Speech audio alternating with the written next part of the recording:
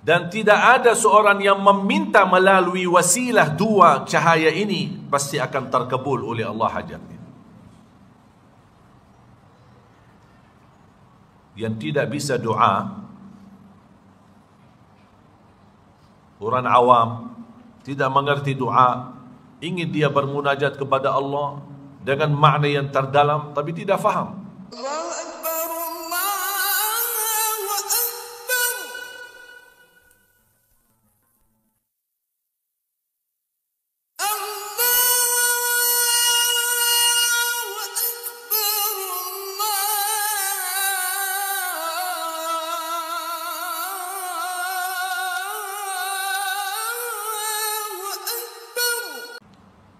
Rasulullah SAW pernah di saat duduk bersama malaikat Jibril dan ada beberapa sahabat, terdengar suara dari langit, suara kencangan seperti ada satu pintu kubuka, suara pintu sedang dibuka. Tapi suara yang dari langit pintu dibuka itu terdengar di bumi, didengar oleh para sahabat dan oleh Rasulullah SAW. Rasulullah SAW tanya sama malaikat Jibril, apa ini? Suara apa ini? Malaikat Jibril menjawab, ini pintu di langit yang keempat, baru kali ini dibuka, tidak pernah terbuka sebelumnya. Dan turunnya malaikat ke bumi, tidak pernah turun malaikat itu sebelumnya. Dan begitu selesai malaikat Jibril berbicara dengan Nabi Muhammad, malaikat sudah sampai. Dan malaikat menyampaikan kepada Rasulullah SAW, Abshir binuraini lam yu'tahuma ahadun min qablik, Fatihatul Kitab wa awakhir surat Al-Baqarah. Beritalah gembira untukmu dan umatmu, tidak ada umat dan Nabi sebelummu yang mendapatkan berita itu. Dua cahaya, suratul Fatihah dan ayat terakhir daripada suratul Baqarah, lillahi ma fis samawati wa ma fil ardh.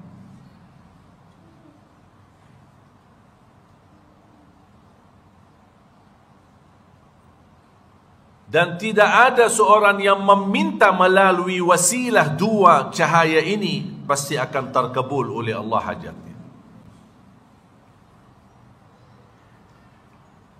Yang tidak bisa doa, orang awam tidak mengerti doa, ingin dia bermunajat kepada Allah dengan makna yang terdalam tapi tidak faham. Al-Fatihah mewakili semua doa, karena dari awal Al-Fatihah sampai selesai doa.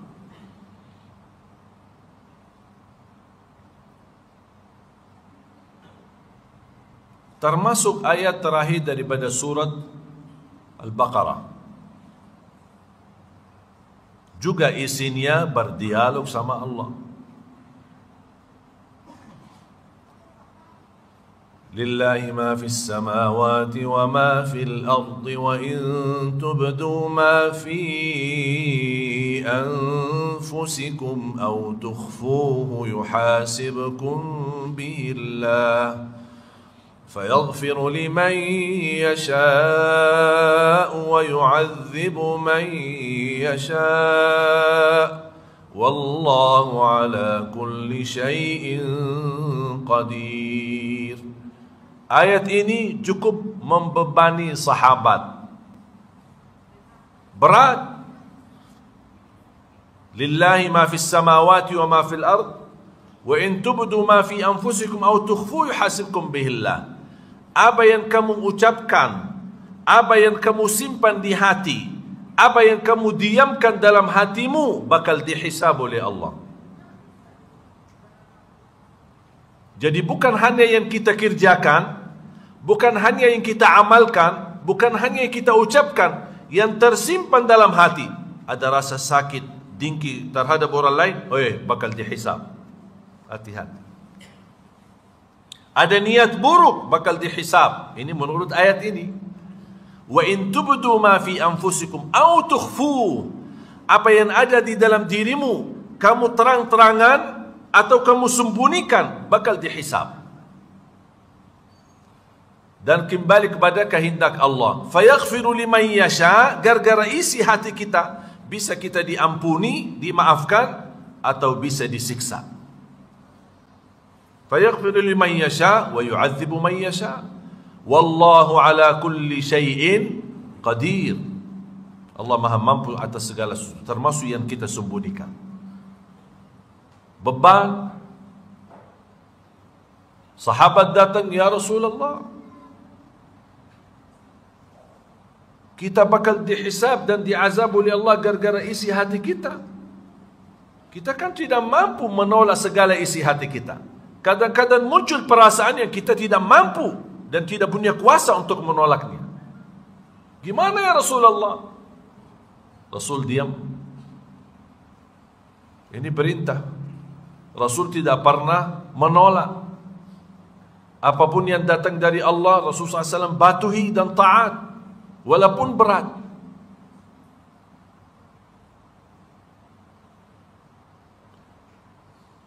Sampai Rasulullah SAW ketika sudah melihat para sahabatnya merasa keberatan untuk menerima ayat ini, kan sangat sulit.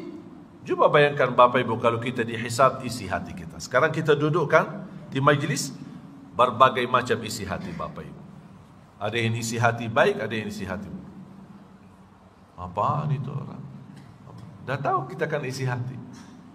Ada orang yang tapi belum terucap, tapi ada di dalam hatinya. Mungkin sikapnya kurang baik terhadap ustaz atau terhadap orang yang ada di sampingnya. Mungkin bisa jadi orang di samping kita, kita bisikin di hati. Apaan itu? Saya kenal orang itu, tidak pernah datang ke masjid kok, sekarang datang. Apa ini? Bisa enggak terjadi itu? Padahal kita tidak ingin, kita ingin menolak hal itu, tapi punya kuasa terhadap hati. Kita tidak punya kuasa tapi kita punya kuasa lidah, punya kuasa tangan, punya kuasa kaki. Ketika kita ingat Allah, kita tidak berani ucapkan kata-kata yang membawa kemurkaan Allah atau menyakiti orang lain. Karena kita ingat bersabda Rasulullah SAW, "Man kana yu'minu billahi wal yawmil akhir falyaqul khairan aw liyasmut." Barang siapa yang iman kepada Allah dan hari akhir, berkatalah yang baik atau diam. Berarti perlu kita fikir dulu apa yang kita ingin ucapkan. Kalau baik, teruskan. Kalau tidak baik, diamkan. Sekarang kita terlalu terlanjur bicara, ngomong, dan diam. Akhirnya kena hati orang lain, tersakiti, dinyakiti. Sekarang ada kerjaan baru, harus minta maaf, minta tabayyun, datangin orang. Kalau kita diam, tidak ada kita perlu minta maaf sama orang.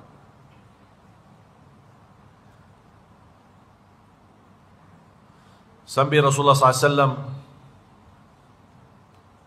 ingin menyampaikan pesan. Ini perintah Allah dan saya taati. Sami'na wa ata'na.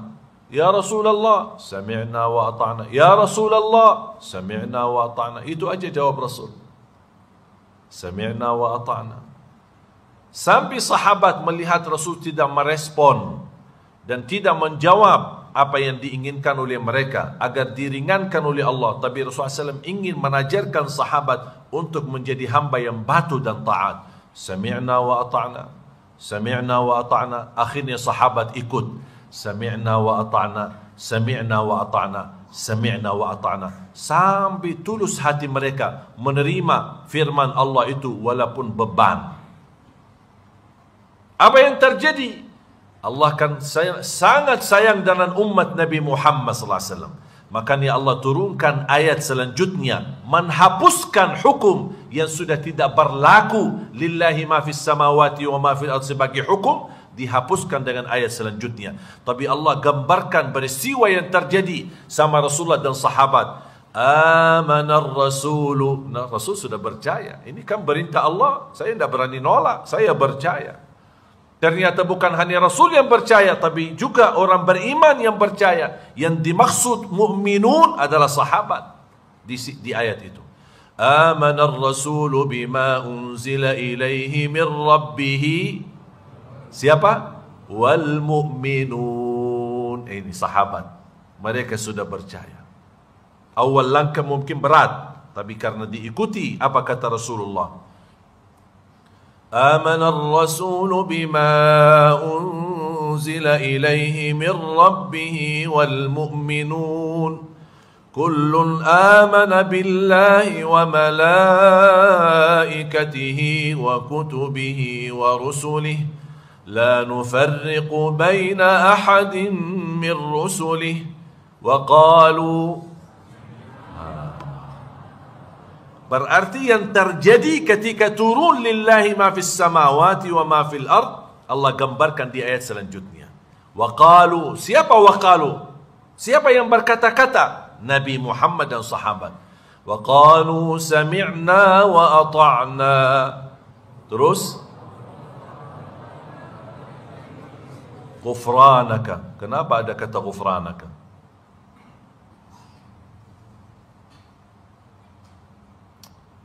Harus belajar bahasa Arab atau nikah sama orang Arab.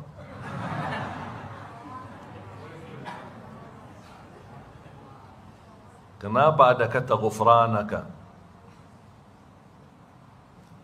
Karena ketika ayat lillahi turun pertama kalinya, ada sebagian sahabat merasa beban dan berat.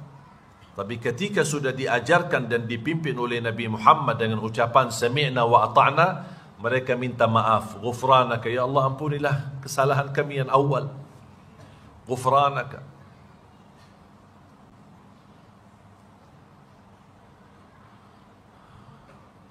Ghufranaka Rabbana wa ilaikal.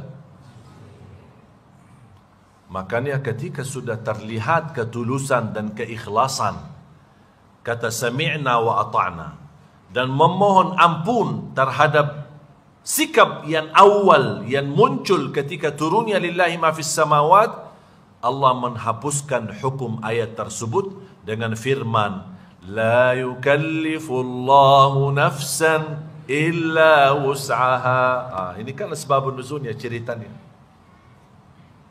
Laha ma kasabat wa 'alaiha maktasabat. Sudah tidak lagi dihisab isi hati kita. Apa yang kamu kerjakan baik dapat pahalanya, buruk dapat dosanya. Faman ya'mal mithqala dzarratin khairan yara wa man ya'mal mithqala dzarratin syarran. Kalau hanya dalam bisikan hati, mungkin ada bisikan yang tidak enak, bisikan kotor atau hal-hal yang kita ingin tolak, tapi kita tidak punya kuasa terhadap hati. Tenang, Allah maafkan. Selama belum dikerjakan. Laha ma kasabat wa 'alaiha maktasabat. La yukallifullahu nafsan illa wus'aha laha ma kasabat wa 'alaiha maktasabat. Rabbana la tu'akhidhna in nasina aw akhta'na. Ya Allah, maafkan kalau kami lupa atau ada yang salah. Rabbana wa la tahmil 'alaina isran kama hamaltahu 'ala alladhina min qablina. Ya Allah, jangan terjadi beban bagi kami sebagaimana ummah-ummah yang terdahulu. Rabbana wa la tuhammilna ma la taqata lana bih. Jangankan beban kepada kami yang kami tidak mampu kerjakan.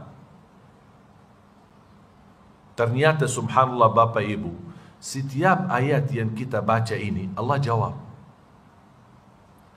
Rabbana la tu'akhidna in nasina aw akhta'na.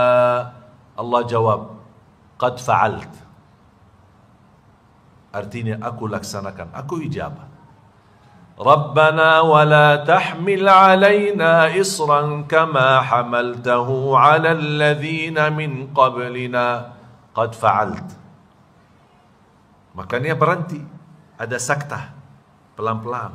hayati, sedang berdialog dengan Allah Subhanahu wa taala. Rabbana wa la tuhammilna ma la taqata lana bih. Qala Allah qad fa'al. Wa'fu 'anna waghfir lana warhamna anta maulana fansurna 'alal qaumil kafirin. Allah jawab, aku ijabah. Makanya dua cahaya ini ketika kita baca cahaya Al-Fatihah dan ayat terakhir daripada suratul Baqarah perlu kita hayati saat kita membaca. Saya yakin mulai hari ini insya-Allah saya percaya bacaan Bapak Ibu Al-Fatihah setelah ini dan ayat terakhir daripada suratul Baqarah pasti membawa perasaan yang berbeda. Insya-Allah.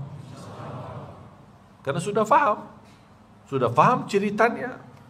Sudah faham asal usulnya ada apa ini. Kita nikmati.